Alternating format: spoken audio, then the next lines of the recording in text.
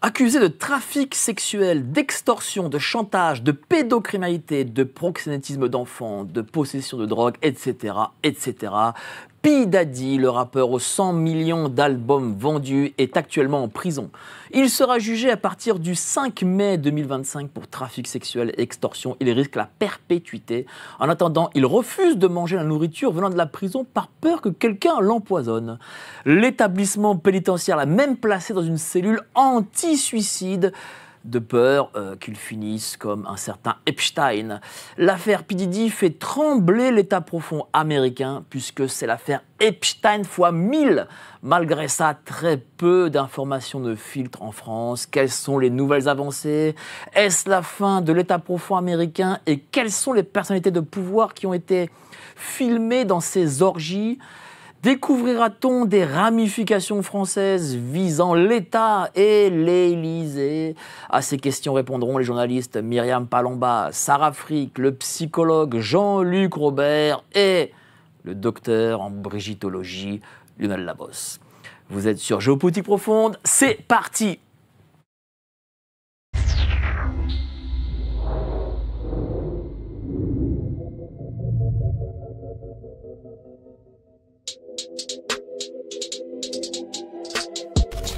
Nous sommes en guerre.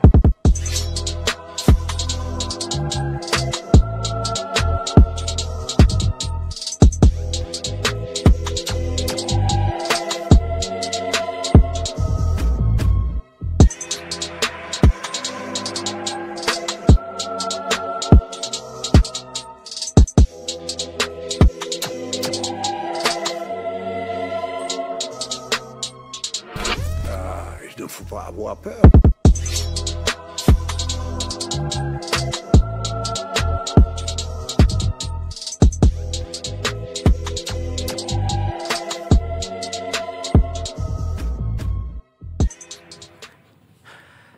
Il ne faut pas avoir peur. Bonsoir à tous, vous êtes sur Géopolitique Profonde, la chaîne qui est là pour remplacer les grands médias subventionnés. On va parler de cette affaire qu'aucun grand média et que surtout Apolline de Malherbe ne veut pas toucher. On va tout dire parce qu'il y a de nouvelles révélations. On va montrer des vidéos, des textes, des documents classés secret défense, des photos que vous avez vues nulle part ailleurs sur cette affaire Epstein fois 1000.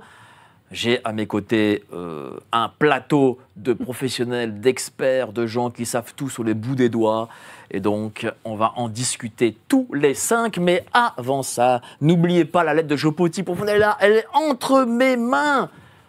Et l'article, il y a des articles en exclusivité d'un certain P. Hilar. Voilà, donc n'hésitez pas à vous y abonner. Si vous y abonnez, 7 jours d'essai gratuit. Bonjour, chère Myriam, comment vas-tu? Ça va pas mal. Je suis très content que tu sois là pour parler de cette affaire P. Diddy. Il y a quand même des rebondissements entre le moment où tu es venu et aujourd'hui. Oui, il y a 5 nouvelles plaintes avec en plus des mineurs, donc c'est assez horrible. Il y a même une gamine donc, de 13 ans au moment des faits qui a déposé plainte et qui raconte que non seulement elle a été violée, qu'elle a été droguée, mais qu'en plus de ça, il y avait 2 célébrités qui regardaient pendant que P. Diddy, et non P. Daddy, la violait. Donc voilà, on va crescendo dans l'horreur et puis on a effectivement, on en parlera j'imagine sur le plateau tout à l'heure, de nombreuses suspicions sur les célébrités qui ont fait partie de ce trafic sexuel, notamment d'adultes, mais aussi d'enfants, puisque le plus jeune d'entre eux a 9 ans et il a été lui-même drogué avec des tranquillisants pour chevaux et violé à plusieurs reprises. Alors, revenons à la genèse de cette histoire. Pour ceux qui n'ont pas pu voir notre émission qu'on en a fait ensemble il y a, je crois, 1 mois et demi de cela, sur la chaîne d'à côté, GPTV Actu. Voilà un petit synopsis, si je puis dire.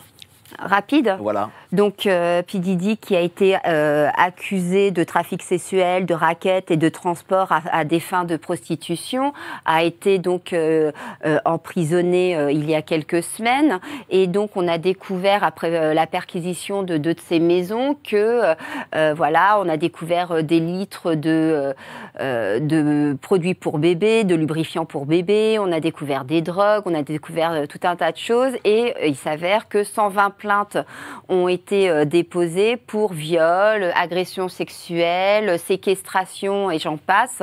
Et en fait, quand on fouille, on se rend compte que même des stars comme Justin Bieber, qui a été d'ailleurs amené par Usher, qui était lui-même victime et qui s'est transformé en bourreau, ont fait les frais de toutes ces perversions de P. Diddy, qui d'ailleurs était connu depuis pas mal de temps, puisque quelqu'un comme 50 Cent l'avait dénoncé il y a une dizaine d'années. Personne n'avait voulu le croire et que dans cette histoire, évidemment, il y a des noms de célébrités qui ressortent. Le procureur a dit qu'il allait en faire sortir, l'avocat des victimes aussi, mais effectivement, il y a des gens dont P. Diddy est très proche. On verra hein, des photos, des gens comme Beyoncé, Jay-Z, Leonardo DiCaprio, des Kardashians, hein, qui sont des habitués des fêtes blanches, des freak parties de P. Diddy, qui ont participé à toutes ces choses. Alors là, c'est une photo avec Mariah Carey, mais il y en a d'autres. Hein. Vous avez des photos, là, c'est avec Beyoncé, il y a Kim Kardashian. Alors là, c'était pas une white party. Vous avez aussi des photos avec Leonardo DiCaprio, vous voyez, où alcool et drogue se baladaient. Et aujourd'hui, de nombreux témoignages florissent et sur la toile et à la télévision américaine, où au-delà des agressions sexuelles où on faisait venir des prostituées, etc., ça induit aussi des enfants, et on pourra le voir d'ailleurs dans une vidéo plus tard, hein, on en discutera, mais c'est là que c'est assez terrible. Hein. Il y a des voisins, j'en parlais la dernière fois, qui disaient qu'ils voyaient arriver des cartes d'enfants chez P. Diddy, ils repartaient par je ne sais où par la suite, et c'est là où on se rend compte qu'il y a tout un réseau pédocriminel qui est certainement plus important que celui d'Epstein, même si il y a des ramifications avec l'affaire Einstein, notamment à travers une personne qui s'appelle Rachel Chandler, voilà, et dont on pourra parler plus tard. Ben, on va en parler, mais avant ça, je fais le tour du plateau pour présenter nos invités. Jean-Luc Robert, psychologue. Bonjour. Très bien, voilà quelqu'un de studieux, voilà, qui fait ses notes. Bravo, cher Jean-Luc. Tout le monde, voilà. Voilà. Mais toi, tu es tout dans la tête. Oui, mais je pourrais. Donc, cher Jean-Luc, pourquoi j'ai voulu que vous soyez ici présent? Parce que vous êtes psychologue, vous traitez aussi avec des enfants. Donc, on va parler de cette psychologie. Pourquoi, enfin, j'imagine la psychologie de ces prédateurs, mais aussi la psychologie des enfants. Oui. Donc, on va en parler avec vous. Ça me fait très plaisir de vous avoir ici en plateau. Merci à vous, cher Jean-Luc. Merci à vous. Lionel Labosse, vous le connaissez, vous l'aimez, vous l'adorez, vous le voyez dans les manifestations. Il est avec sa sœur jumelle, Jean-Michel, c'est ça? Michel. C'est ta sœur jumelle? Frère jumeau qui a 8 ans de... Ah oui, pardon, frère jumeau. Pardon, 8 ans de moins que moi. Voilà, Brigitte. À sortir. Voilà, Lionel Labosse, brigitologue. Pareil, tu as aussi des petites choses là, inédites? Oui, sur d'autres aspects que les aspects que je ne maîtrise pas. Tout ce qu'a dit Myriam, moi je ne peux pas m'en mêler. C'est comme en brigitologie, je m'intéresse à des aspects secondaires, un peu suivre l'argent, comme dirait Louis Fouché, essayer de voir ce qu'il y a derrière, voilà. Ou faire un lien, j'aimerais faire un lien aussi avec pour l'affaire Justin Bieber, avec l'affaire Verlaine, Rimbaud, et retomber un peu sur la brigitologie. Ça manquait. Retomber sur la brigitologie, voilà. Merci, cher Lionel. Et enfin, la sublime Sarah, qui est présente avec nous. Comment ça va, sœur Sarah? Mais moi, ça va super. Journaliste, je dirais reporter. Même, enquêtrice, police-justice, qui se bat contre la pédocriminalité et qui essaie de faire sauter des réseaux humblement avec la cybersécurité et les pirates du web qui, je le précise, travaillent avec la cybersécurité. Ne prenez pas ma veste. Voilà, et effectivement, je rebondis sur ce que disait Myriam. On va s'appeler par nos prénoms. Il y a énormément d'enfants dans cette histoire de P. Diddy, des enfants qui se sont transformés en bourreaux, des enfants qui sont restés victimes. Et je pense que c'est bien de décortiquer ce phénomène et d'essayer de comprendre qui a fait quoi, pourquoi, et ils en sont où aujourd'hui. Merci beaucoup, chère Sarah. Alors, Myriam, tu as parlé de stars d'Hollywood, des chanteurs, machin, mais cette affaire est aussi politique. Alors c'est vrai qu'il y a des ramifications.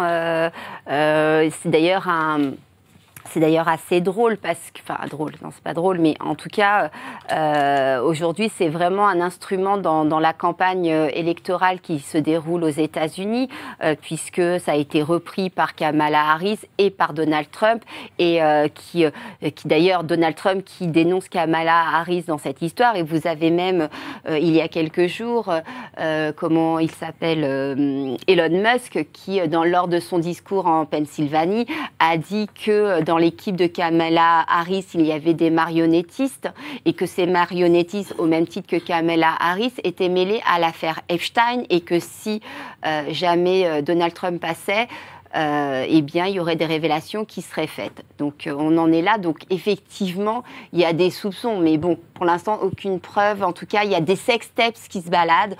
On dit même que Oprah Winfrey aurait dépensé 75 millions d'euros pour récupérer une sextape. Hein. Oprah Winfrey, qui est d'ailleurs très proche des démocrates. On a même Usher, qui est complètement partie prenante de cette histoire, hein, puisque je vous le rappelle, Usher était lui-même une victime de P. Diddy, et c'est lui qui lui a amené le jeune Justin Bieber, qui était à l'époque inconnu, hein, il avait sorti deux vidéos sur YouTube, et c'est Usher qui l'a amené chez P. Diddy, et c'est là-bas, il a passé plusieurs jours, et c'est là où on soupçonne P. Diddy d'avoir d'ailleurs violé Justin Bieber, comme il le raconte dans l'une de ses chansons.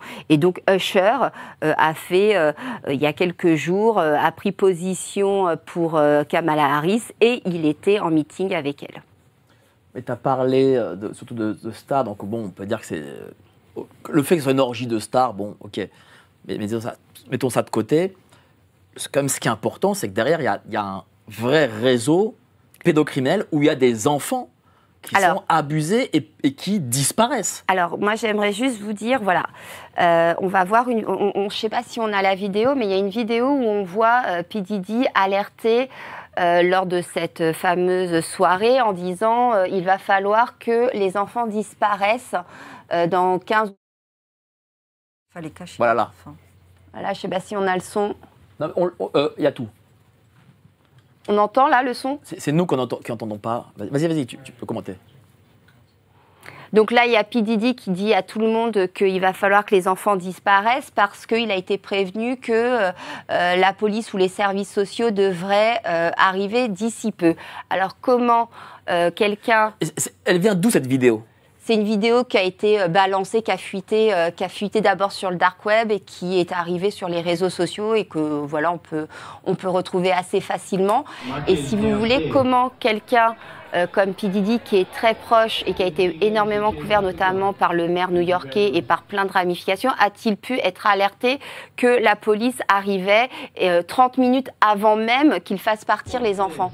Donc forcément, quand vous avez ce genre de choses, c'est que finalement, il a des gens haut placés, que ça soit dans les services de police, dans les services politiques, j'ai envie de vous dire, dans les mairies, etc., qui l'ont alerté et qui sont certainement complices de ces agissements, sachant que là, on parle de cette affaire aujourd'hui, mais cette affaire, il y a déjà des gens qui en ont parlé à plusieurs reprises il y a une dizaine d'années et que jusque-là, il a été couvert. Pourquoi aujourd'hui ça sort? C'est la grande question. Est-ce que c'est un outil dans la bataille que mène Donald Trump à Kamala Harris? Peut-être. Parce que jusqu'à présent, P. Diddy a été couvert politiquement, judiciairement, par tout un tas de personnes.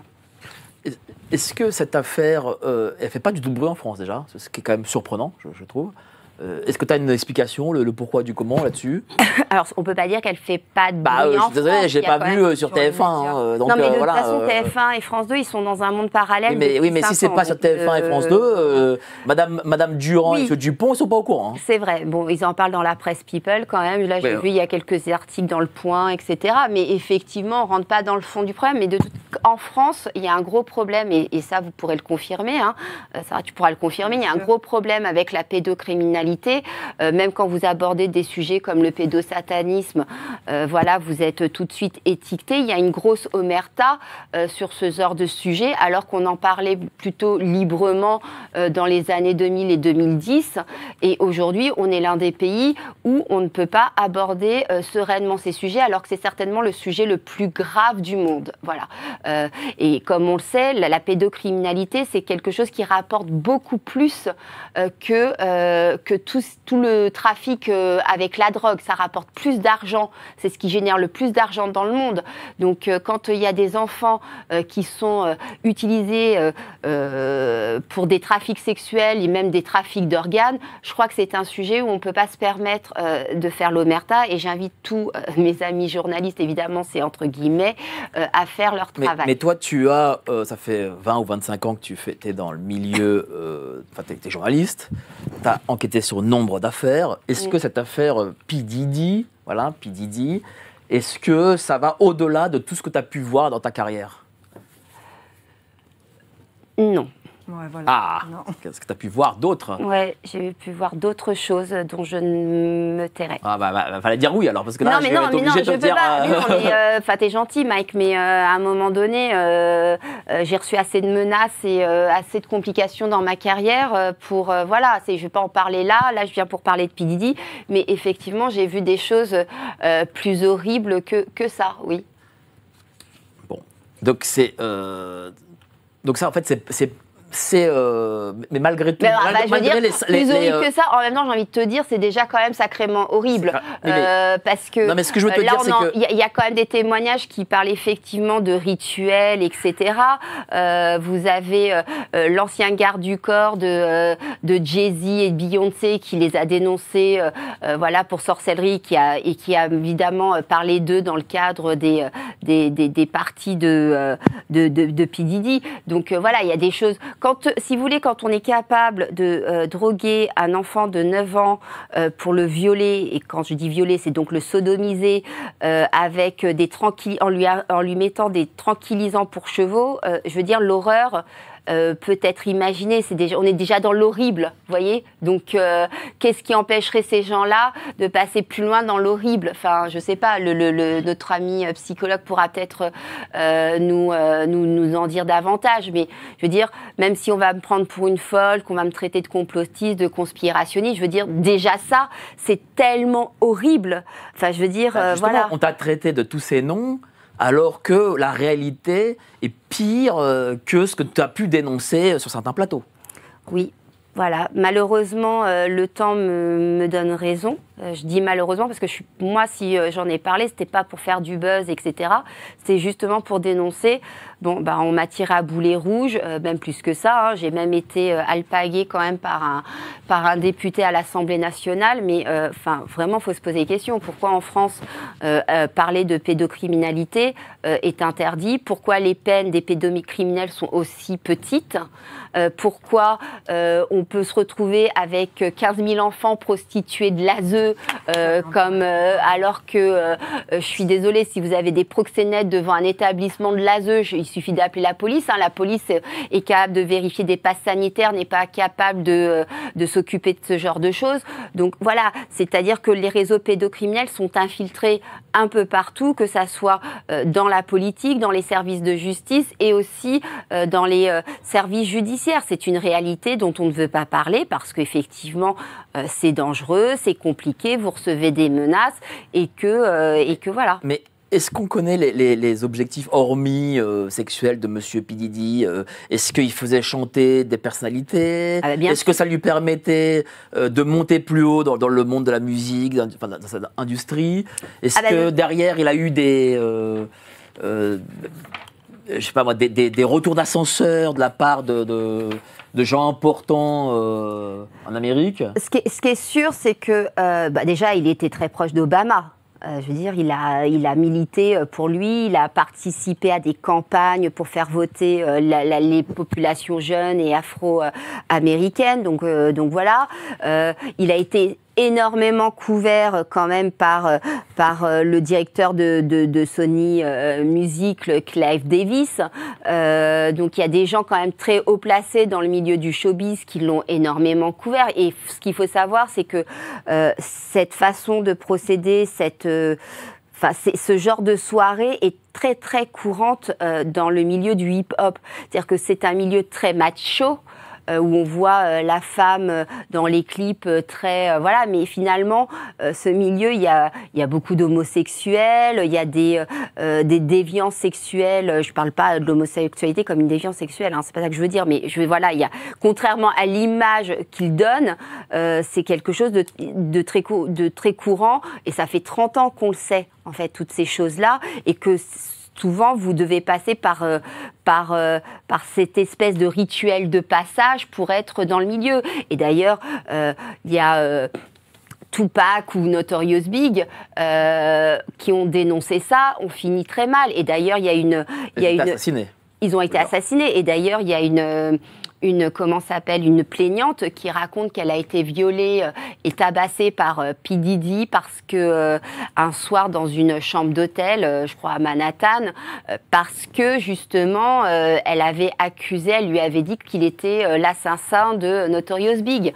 Donc voilà, il y a quelques rappeurs qui ont essayé de dénoncer ça et qui auraient pu en faire. J'utilise le conditionnel parce qu'évidemment j'étais pas présente au moment des faits, mais qui auraient pu en payer le prix cher. Et on dit même que, d'ailleurs, même Michael Jackson, pour être finalement victime d'un complot, vous avez la fille d'Elvis Presley qui a dit qu'il était vierge à 35 ans quand elle l'a connu, il s'est marié avec lui, il était vierge, et que lui-même, voulant dans son univers de Bambi et de gamin, voilà, aurait voulu dénoncer tout ça, et que finalement, on lui aurait mis... Bon, moi, là-dessus, voilà, pour moi, c'est de l'ordre de la rumeur, et j'ai aucun argument enfin, j'ai pas de preuves concrètes, mais voilà. Alors, avant de passer au débat avec tous nos amis, je voudrais qu'on montre une vidéo d'une victime de P. Diddy. Voilà. Tu vas pouvoir la commenter. Après. Bon, bah alors, pub, et on va... Pub. Et on revient. Ah non, ça c'est Marjolaine. Ah bah voilà. Ah, Marjolaine, oui. C'est une victime potentielle. On passe la pub. Talia Grave, la vidéo de Talia Grave. Vas-y. À travers nos émissions, on essaie de vous fournir le meilleur de l'actualité sans langue de bois. Malheureusement, YouTube est notre limite. C'est pourquoi avec notre équipe d'experts, on passe à la vitesse supérieure à travers notre revue mensuelle. De l'économie à la politique en passant par les domaines scientifiques, on vous livre des analyses inédites sans aucun tabou en version papier et livrées à votre domicile. On s'évertue à être cohérent dans notre démarche d'émancipation financière et intellectuelle, et c'est pourquoi on veut vous accompagner devant comme derrière l'écran grâce à notre lettre confidentielle.